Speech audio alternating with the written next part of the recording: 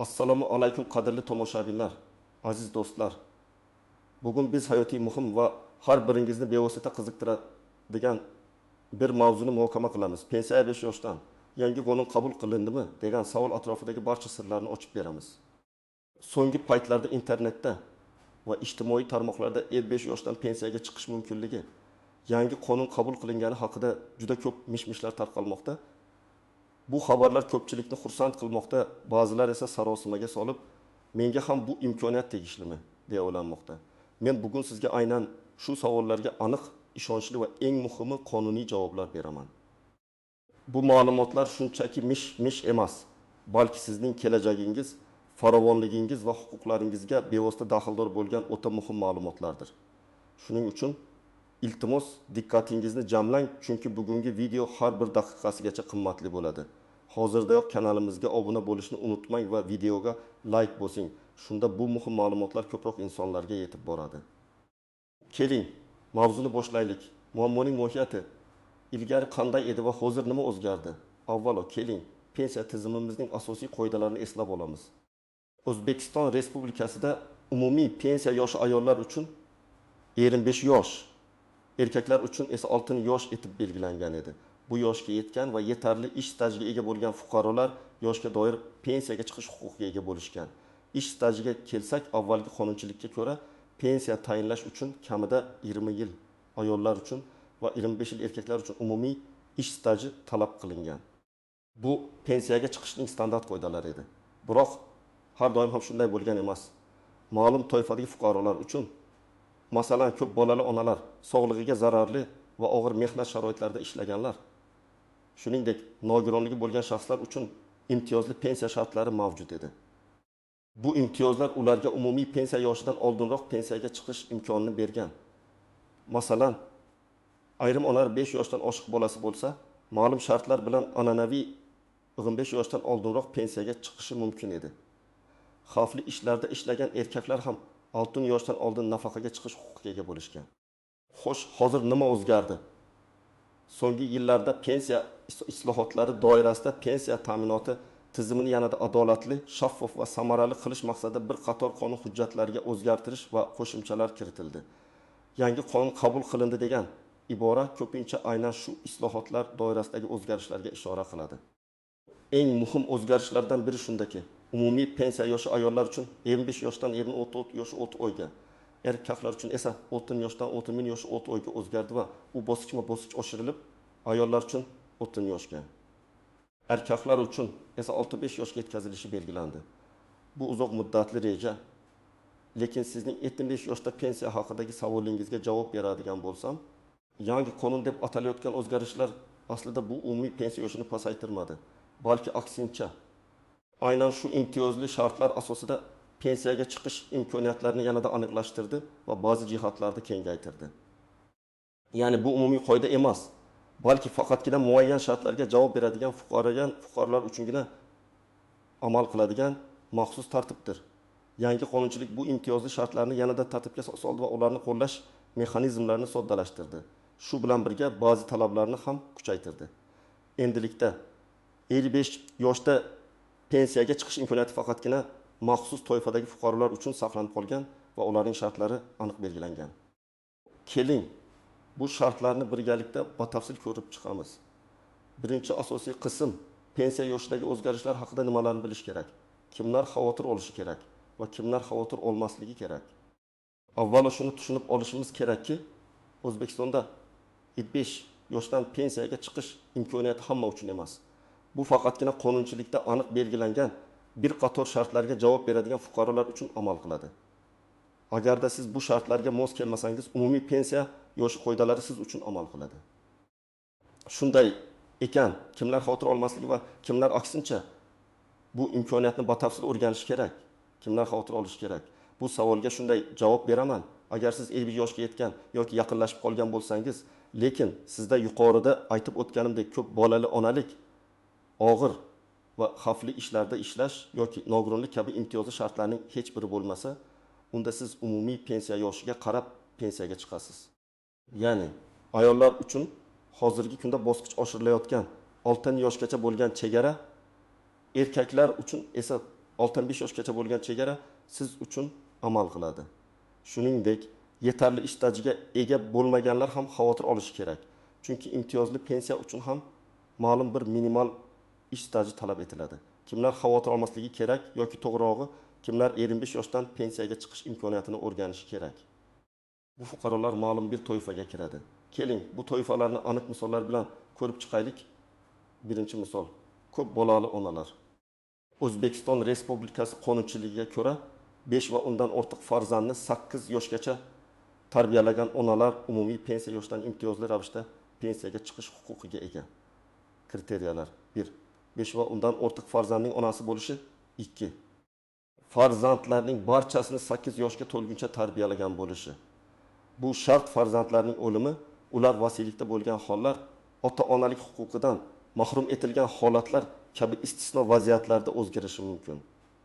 3. Kamida 15 yil umumiy ish stajiga ega bo'lishi. Avvalgi qonunchilikda bu muddat 20 yil edi. Endi ko'p bolali onalar uchun juda katta yengillikdir. Misol, Laylo opa 24 yoshda, uning 6 ta farzandi bor. Ularning har biri 8 yoshdan oshgan. Laylo opa umumiy hisobda 15 yil turli joylarda ish stajiga ega. Laylo opaning holatini ko'rib chiqaylik. Uning yoshi 24, demak, umumiy pensiya yoshiga 55 yoshi 6 oy va undan keyingi o'zgarishlar yetmagan. Ammo u 5 va undan ortiq farzandni tarbiyalagan va ularning barchasi 8 yoshdan oshgan. Shuningdek, uning 5 yillik ish staji bor. Bu esa talab qilinadigan minimal 15 yillik stajdan oshiq. Demak, Laylo opa 4 yoshdan pensiyaga chiqish huquqiga ega bo'ladi. U pensiya jamg'armasiga murojaat qilishi va imtiyozli pensiya olishi mumkin.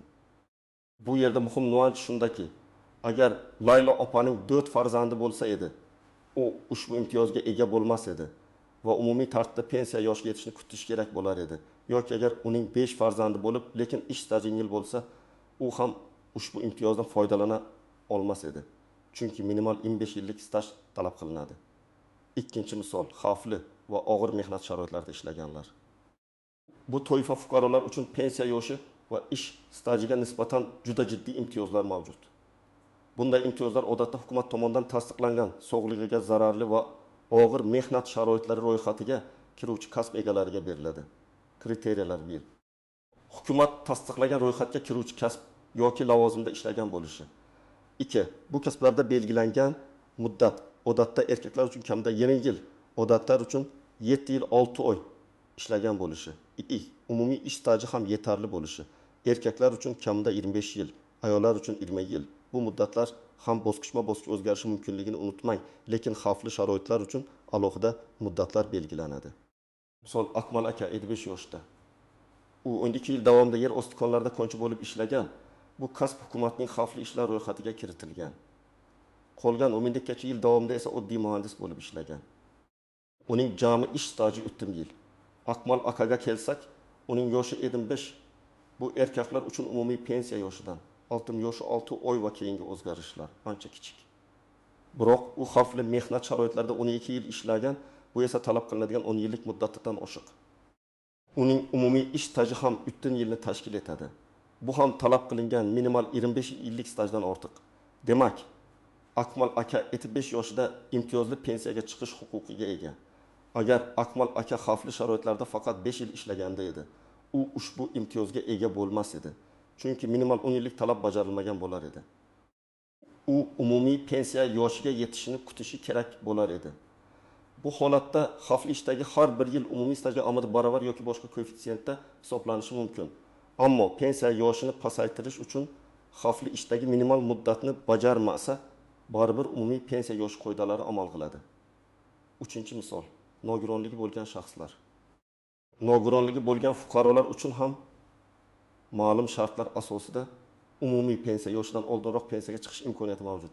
Kriteriyalar: belgilangan tartibda nogiron deb topilgan bo'lishi, ir yoki 2 guruh nogironligi, nogironlik sababi ish bilan bog'liq bo'lsa yoki nogironlik yoshidan qat'i nazar ma'lum bir ish stajiga ega bo'lsa, nogironlik guruhiga qarab belgilangan minimal ish stajiga ega bo'lishi. Bu yerda yoshga doir pensiya uchun talab qilinadigan stajdan kamroq staj talab qilinishi mumkin. Misol, Gulnora opa 23 yoshda. U 20 yil muqaddam ish paytida olgan jarohati tufayli 2 guruh nogiron deb topilgan. uning umumiy ish staji 25 yil. Gulnora opaning yoshi Ebdich, u ayollar uchun umumiy pensiya yoshidan ancha yosh. Biroq uning iki guruh nogironligi bor va uning ish staji 25 yil. Tanbeh bu esa nogironlik pensiyasini olish uchun talab qilinadigan stajdan ortiqdir. Bundan tashqari, agar nogironlik ishlash davrida olingan bo'lsa, bu ham imtiyozli holat hisoblanadi. Demak, Gulnora opa ham 53 yoshdan pensiya olish huquqiga ega bo'ladi, lekin bu holda u yoshga doir pensiya emas, balki nogironlik pensiyasini oladi. Lekin ba'zi hollarda nogironligi bo'lgan shaxslar uchun ham, agar ular ma'lum stajga ega bo'lsa, yoshga doir pensiyaning imtiyozli shartlari qo'llanilishi mumkin.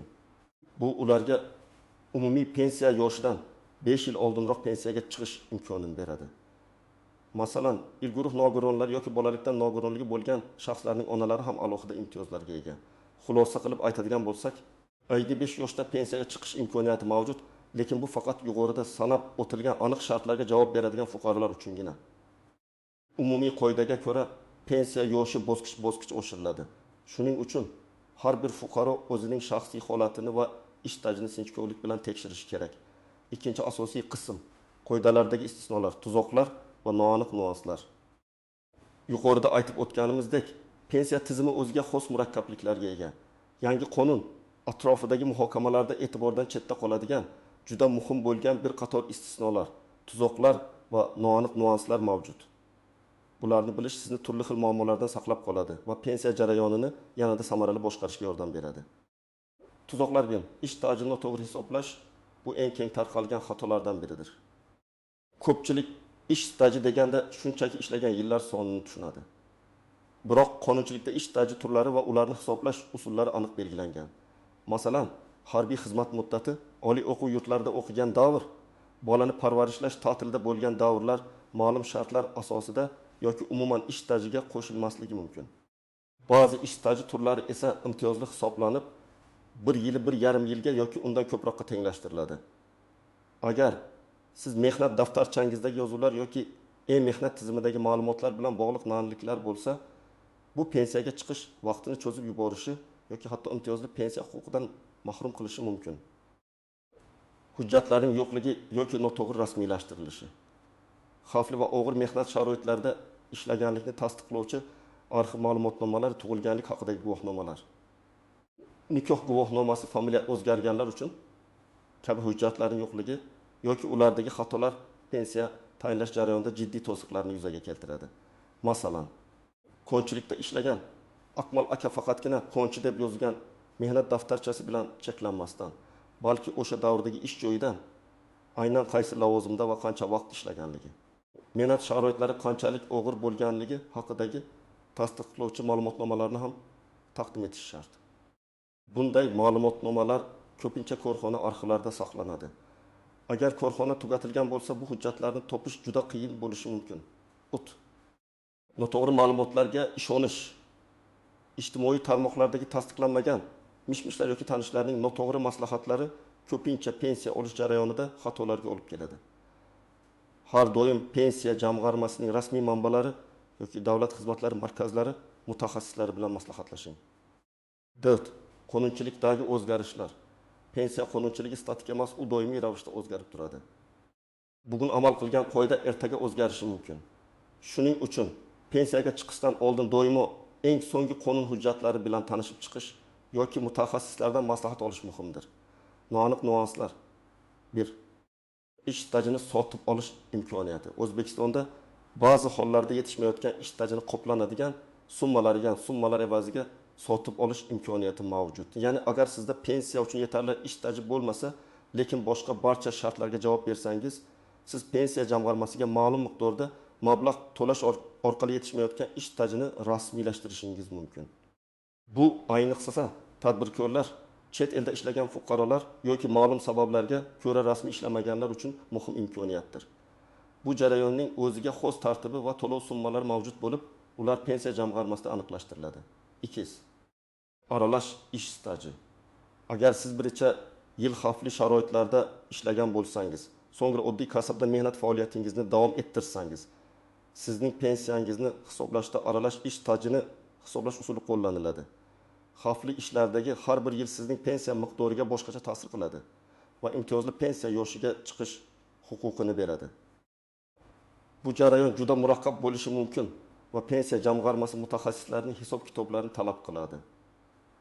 Pensiya miqdoriga ta'siri. Erta pensiyaga chiqish har doim ham ko'proq pensiya miqdorini anglatmaydi.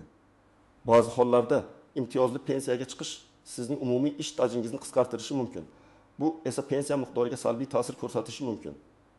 Pensiya miqdori nafaqat ish staji, balki ish haqi miqdoriga, ya'ni pensiya jamg'armasiga o'tkazilgan ijtimoiy soliq to'lovlariga ham bog'liq. Shuning uchun imtiyozli pensiyaga chiqishdan oldin pensiya miqdori bo'yicha ham oldindan ma'lumot olish zarur. 4. Pensiya islohotlarining uzoq muddatli ta'siri. O'zbekistonda pensiya tizimini raqamlashtirish, pensiya jamg'armasini barqarorlashtirishga qaratilgan keng ko'lamli islohotlar davom etmoqda. Bu kelajakda pensiya olish tartib-qoidalariga yana o'zgartirishlar kiritilishini anglatadi. E-mehnat tizimi va yagona interaktiv davlat xizmatlari portali MyGov orqali pensiya xizmatlaridan foydalanish imkoniyatlari kengayib bormoqda. Bu jarayonni ancha shaffof va qulay qiladi. Yuqoridagi ma'lumotlarni hisobga olgan holda pensiya masalasiga yuzaki qaramaslik, har bir detalni sinchkovlik bilan o'rganish va shaxsiy holatingizga mos keladigan eng maqbul yo'lni tanlash muhimdir. Amaliy maslahatlar. Tomoshabin nima qilish kerak? Endi esa eng muhim qismga o'tamiz. Agar siz 55 yoshdan pensiyaga chiqish imkoniyatiga ega bo'lishingiz mumkin deb hisoblasangiz yoki shunchaki o'zingizning huquqlaringizni aniqlamoqchi bo'lsangiz, aynan qanday amaliy qadamlarni bo'lishingiz kerak? Bu yerda siz uchun aniq va tushunarli ko'rsatmalar beraman. Birinchi qadam, o'z ish stajingizni aniqlang. Bu eng birinchi va eng muhim qadamdir. Mehnat daftarchangizni diqqat bilan ko'zdan kechiring. Undagi har bir yozuvning to'g'riligini tekshiring. Xatolar yoki o'chirilgan yozuvlar yo'qligiga ishonch hosil qiling. E-mehnat tizimidagi ma'lumotlarni tekshiring. Hozirda ko'plab ma'lumotlar elektron tarzda saqlanadi. Yagona interaktiv davlat xizmatlari portali MyGov orqali shaxsiy kabinetingizga kirib, elektron mehnat daftarchangizdagi ma'lumotlarni ko'rib chiqing. Agar elektron ma'lumotlar mehnat daftarchangizdagidan farq qilsa, bu farqlarni pensiya jamg'armasi yoki bandlik va mehnat munosabatlari vazirligi tizimida aniqlashtiring. Ish stajiga qo'shilishi mumkin bo'lgan barcha davrlarni harbiy xizmat, oliy ta'limda o'qish va haqi inobatga oling va ularni tasdiqlovchi hujjatlarni, harbiy bilet, diplom tayyorlab qo'ying. Ikkinchi qadam. Imtiyozli sharoitlarga mos kelishingizni tekshiring. Agar siz ko'p bolali ona bo'lsangiz, barcha farzandlaringizning tug'ilganlik haqidagi guvohnomalarini to'plang va ularning har birini 9 yoshga to'lgunga qadar o'zingiz tarbiyalaganligingizni tasdiqlovchi hujjatlarni, masalan, turar joydan ma'lumotnoma tayyorlang. Agar siz xavfli va og'ir mehnat sharoitlarida ishlagan bo'lsangiz, o'sha davrdagi ish joyingizdan, agar korxona tugatilgan bo'lsa, arxivlardan ushbu kasb yoki lavozimda qancha vaqt ishlaganligingiz, mehnat sharoitlari qanday bo'lganligi haqida aniq ma'lumotnoma oling. Bu ma'lumotnomada Vazirlar Mahkamasining tegishli qarorlariga asosan xavfli ishlar ro'yxatiga kiritilganligi ko'rsatilishi juda muhim. Agar sizda nogironlik bo'lsa, Tibbiy mehnat ekspert komissiyasi TMHK xulosasi va nogironlik guruhini tasdiqlovchi hujjatlarni tayyorlang. Uchinchi qadam, kerakli hujjatlarni tayyorlang. Pensiyaga murojaat qilish uchun sizga quyidagi asosiy hujjatlar kerak bo'ladi. Bu ro'yxat sizning shaxsiy holatingizga qarab kengayishi mumkin.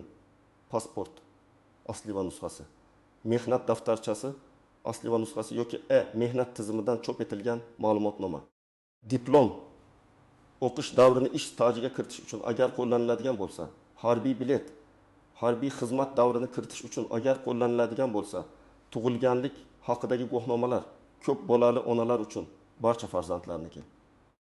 Nikoh guvohnomasi, agar familiyangiz o'zgargan bo'lsa, xavfli va og'ir mehnat sharoitlarida ishlaganlikni tasdiqlovchi ma'lumotnomalar, agar tegishli bo'lsa, TMHK xulosasi, nogironlik bo'lsa. Bank hisob varag'i raqami, pensiya pulini o'tkazish uchun 4-qadam, qayerga murojaat qilish kerak? Hujjatlaringizni to'plab bo'lganingizdan so'ng pensiya tayinlash bo'yicha murojaat qilishingiz mumkin bo'lgan asosiy joylar, yashash joyingizdagi pensiya jamg'armasining hududiy bo'limlari. Siz bevosita pensiya jamg'armasi mutaxassislariga murojaat qilib, hujjatlaringizni topshirishingiz va barcha savollaringizga javob olishingiz mumkin. Davlat xizmatlari markazlari DXM Bu markazlar siz uchun qulay bo'lgan joyda joylashgan bo'lib, bir darcha tamoyili asosida ko'plab davlat xizmatlarini ko'rsatadi. Shu jumladan pensiyaga ariza topshirishni ham. Yagona interaktiv davlat xizmatlari portali MyGov.uz ba'zi turdagi pensiyalarni rasmiylashtirish yoki dastlabki ma'lumotlarni onlayn tarzda kiritish imkoniyati mavjud. Bu ayniqsa vaqtni tejashga yordam beradi. 5-qadam murojaat va jarayon. Hujjatlarni topshirganingizdan so'ng ularni ko'rib chiqish uchun ma'lum bir muddat belgilangan bo'ladi. Odatda 10 kun ichida. Ushbu muddat ichida pensiya jamg'armasi sizning hujjatlaringizni o'rganib chiqadi va pensiya tayinlash yoki rad etish haqida qaror qabul qiladi. Agar sizga pensiya tayinlash rad etilsa, rad etish sabablarini yozma ravishda so'rab oling. Bu sabablarni bartaraf etib, qayta murojaat qilishingiz yoki yuqori turuvchi organlarga, masalan, pensiya jamg'armasining yuqori bo'limlariga sudga shikoyat qilishingiz mumkin. Shuni unutmangki, har bir fuqaro pensiya tayinlanishiga oid qaror ustidan shikoyat qilish huquqiga ega. 6-qadam konsultatsiya oling. Hech qachon o'zingizni shubhali holatlarda qoldirmang. Pensiya jamg'armasi mutaxassislari doim sizning savollaringizga javob berishga tayyor. Ular bilan bog'lanishdan, to'liq ma'lumot olishdan tortinmang. Agar vaziyat murakkab bo'lsa, yuridik maslahatchilar yoki advokatlar yordamiga murojaat qilish ham foydali bo'lishi mumkin. Ular sizning huquqlaringizni himoya qilishga va barcha jarayonlarni to'g'ri boshqarishga yordam beradi. Xulosa va yakuniy chorlov. Aziz tomoshabinlar, bugungi videomizda biz 25 yoshdan pensiyaga chiqish haqidagi yangi qonunning asl mohiyatini atroflicha ko'rib chiqdik. Shuni aniq tushundikki, 55 yoshda pensiyaga chiqish imkoniyati mavjud, lekin bu universal qoida emas. Balki faqatgina ko'p bolali onalar, xavfli va og'ir mehnat sharoitlarida ishlaganlar. Shuningdek, nogironligi bo'lgan ayrim shaxslar uchun qat'iy belgilangan shartlar asosida amal qiladigan imtiyozdir. Umumiy pensiya yoshi esa bosqichma-bosqich oshirib borilmoqda. Eng muhimi, har bir fuqaro o'zining pensiya huquqlarini bilishi, ish stajini diqqat bilan tekshirishi va zarur hujjatlarni oldindan tayyorlab qo'yishi shart. Noto'g'ri ma'lumotlarga ishonmang. Doimo rasmiy manbalardan ma'lumot oling va maslahatchilar bilan murojaat qiling. Sizning mehnat faoliyatingiz va kelajagingiz qanday yakun topishi sizning hozirdan boshlab qiladigan amaliy qadamlaringizga bog'liq. Umid qilamanki, bugungi ma'lumotlar siz uchun juda foydali bo'ldi. Sizning fikrlaringiz biz uchun juda muhim. Iltimos, ushbu video ostida o'z savollaringizni, tajribalaringizni yoki fikrlaringizni izohlarda yozib qoldiring. Bu boshqa tomoshabinlarga ham yordam beradi. Videoni like bosing va kanalimizga obuna bo'lishni unutmang. Shunda biz kelajakda ham shu kabi muhim va hayotiy mavzularni yoritishda davom etamiz. O'zingizni va yaqinlaringizni asrang. Keyingi videolarni ko'rishguncha